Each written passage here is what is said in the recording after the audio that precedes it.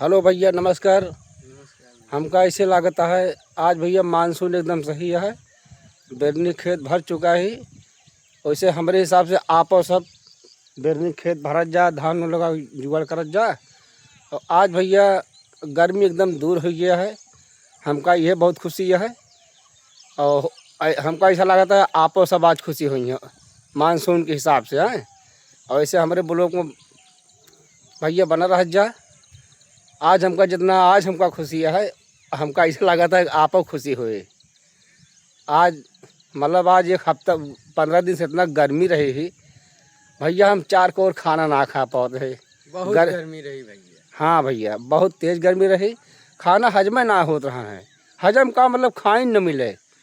तो आज बहुत मस्त मज़ा आवती है, एकदम एकदम शरीर उरीर एकदम ठंडक में चलती है।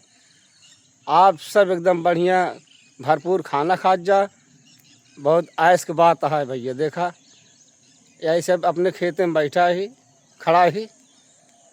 हाँ भैया देखा या हियाँ से लेके पूरा दिखाओ तो ही हमको आज बहुत खुशी है।